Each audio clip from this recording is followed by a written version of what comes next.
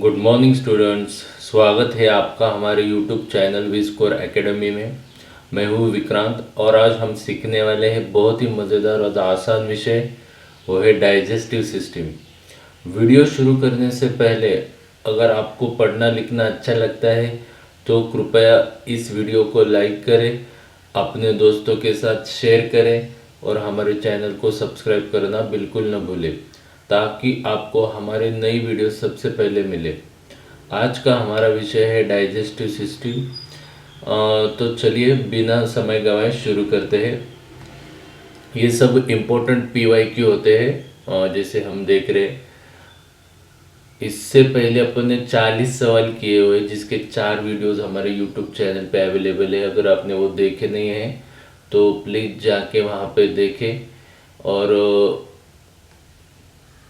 41 number का question अपन देख लेते हैं यहाँ पे अभी।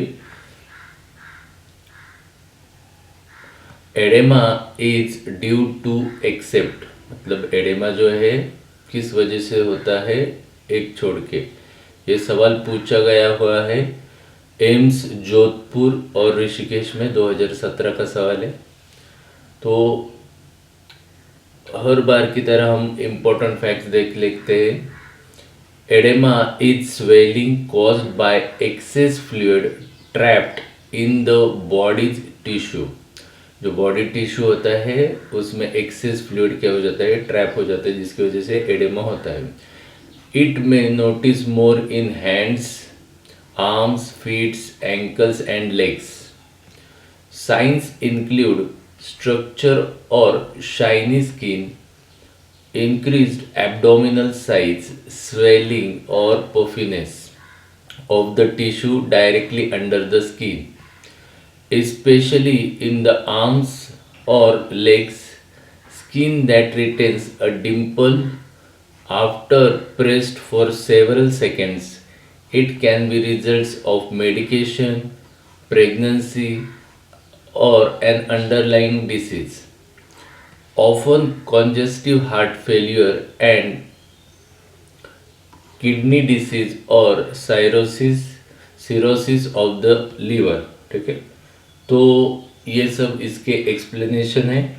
तो अकॉर्डिंग टू दिस एक्सप्लेनेशन हमारा आंसर हो जाएगा यहाँ पे, बहुत ही सरल भाषा में उन्होंने दिया हुआ है, वो है B.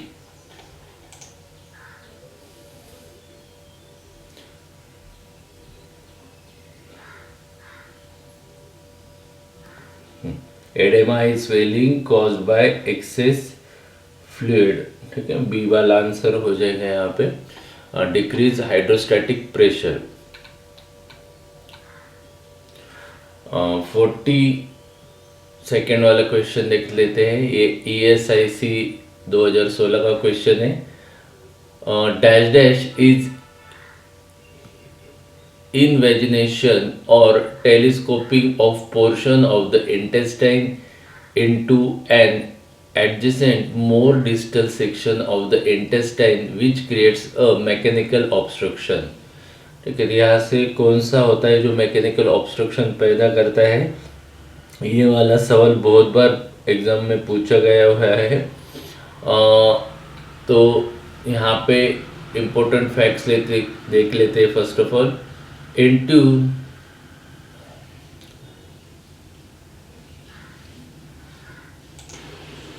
intussusception is evagination or telescoping of portion of the intestine into an adjacent more distal section of the intestine which creates mechanical obstruction। ठीक है, तो अकॉर्डिंग टू एक्सप्लेनेशन हो जाएगा हमारा आंसर यहाँ पे ए। 43 नंबर वाला क्वेश्चन देख लेते हैं। ये 2019 का क्वेश्चन है। इन human body glycogen is mainly stored in. Human body में ग्लाइकोजन कहाँ पे स्टोर होता है? इम्पोर्टेंट फैक्ट्स देख लेते हैं। In human body glycogen is made and store primary in the cell of the liver and skeletal muscle.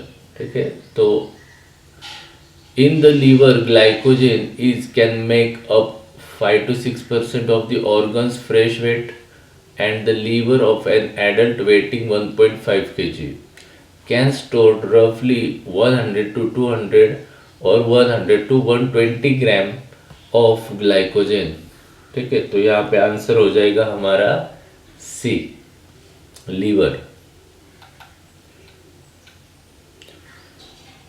Next 44 number वाला question देख लेते हैं। Avulsed teeth should be placed in, ये 2018 का भी ये चुका क्वेश्चन है। इंपॉर्टेंट फैक्ट्स देख लेते हैं। Avulsed teeth are teeth which has been totally dislodged from the socket. Avulsion results in hypoxia and necrosis of the pulp of the tooth. Reimplantation is the main goal of emergency care to pressure the periodontal ligament attached to the roots. It should be placed in milk and brought to the dentist for reimplantation. ठीक है, तो ये हमारा answer हो जाएगा 44 number वाला, वो है सी, मिल्क।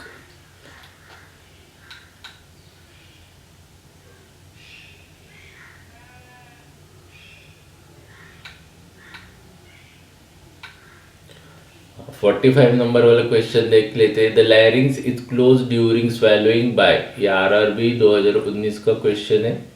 ये भी क्वेश्चन बार बार पूछा जाता है एग्जाम में। एक्सप्लेनेशन देख लेते हैं। When you swallow a flap called epiglottis moves to block the entrance of food particles into your larynx and lungs, they also tightly close during swallowing.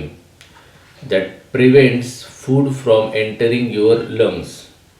ठीक है, तो जो क्लोज होने वाला पार्ट है उसको हम बोलते हैं एपिग्लॉटिस।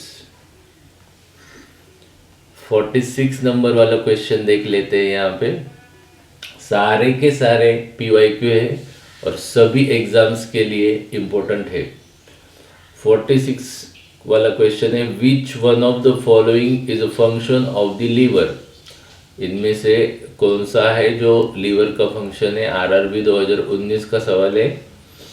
फैक्ट्स देख लेते हैं। यहाँ पे बहुत सारे फंक्शन लीवर के हमने लिए हैं, तो देख लेते हैं सभी के सभी। The liver regulates most chemical levels in the blood and excrete a product called bile. क्या एक्सक्रीट करता है? बाइल।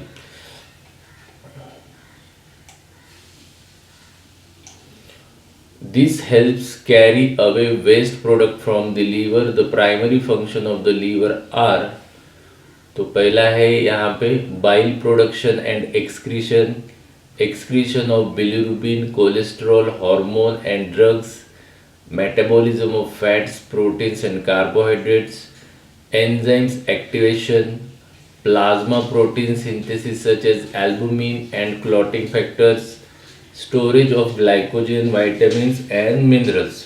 तो ये सब क्या है यहाँ पे लीवर के फंक्शन है। तो यहाँ पे अकॉर्डिंग टू ऑप्शन हमारा आंसर हो जाएगा A, synthesis of plasma protein. Next 47 number वाला क्वेश्चन देख लेते हैं। यहाँ पे ये भी आरआरबी 2019 का क्वेश्चन है। Which one of the following is the last part of the small intestine? Small intestine का आखिरी वाला भाग क्या है? तो फैक्ट्स देख लेते हैं अपन यहाँ पे। The small intestine divides into 3 parts है। क्या है? 3 पार्ट्स में डिवाइड है। फर्स्ट पार्ट उसका ड्यूडेनम है, जेजुनम मिडिल पार्ट है and the last part is ileum. So according to option हमारा आंसर हो जाएगा यहाँ पे इलियम। नेक्स्ट 48 नंबर वाला क्वेश्चन देख लेते हैं हम यहाँ पे। ये भी 2019 का सवाल है। The small intestine does not involve दम। ठीक है, स्मॉल इंटेस्टाइन में ये इन्वॉल्व नहीं है। तो अभी अपने ऊपर देख लिया कि इसका आंसर क्या हो जाएगा यहाँ पे डी, क्योंकि जेजुनम, ड्यूडेनम एंड इलियम ये सब क्या है यहाँ पे स्मॉल इंटेस्टाइन के पार्ट है। फैक्ट देख लेते हैं। The small intestine is about 20 feet long and about an inch in diameter. Its job is to absorb most of the nutrients from the what we eat and drink. Small intestine, which is divided into duodenum, jejunum, and ileum. Cecum is a pouch that forms the first part of the large intestine. Caecum क्या है यहाँ पे? Large intestine का पहला part है। 49 number वाला question देख लेते हैं यहाँ पे। ये 2013 का सवाल है। Which of the following is a manifestation of pyloric stenosis? Pyloric stenosis का मैनिफेस्टेशन पूछा है यहाँ पे उन्होंने। इम्पोर्टेंट फैक्ट्स देख लेते हैं। प्रोजेक्टाइल वॉमिटिंग, ये भी सवाल बार बार पूछा जाता है। Is a type of severe vomiting in which stomach contents can be forced fully propelled severe feet away from you. It usually comes in shorter, more violent bursts than other type of vomiting. It is a manifestation of pyloric stenosis. तो projectile vomiting ये क्या है? Pyloric stenosis का लक्षण है। आखिरी सवाल आज का अपना, ये 2013 का सवाल है। Distended abdomen and absence of bowel sound after abdominal surgery indicate. ठीक है, तो सर्जरी के एब्डोमिनल सर्जरी के बाद distended abdomen and absence of bowel sound ये क्या इंडिकेट करता है, यहाँ पे पूछा है उन्होंने। फैक्ट्स देख लेते हैं यहाँ पे। After abdomen surgery absence of bowel sounds and bloated abdomen indicates the condition of paralytic ileus. Speech sound, bowel sound or abdomen sound are caused by the normal position of the abdomen, whereas paralytic ileus is a condition in which there is a decrease in bowel movements due to many reasons such as gas, liquid and open bowel wall.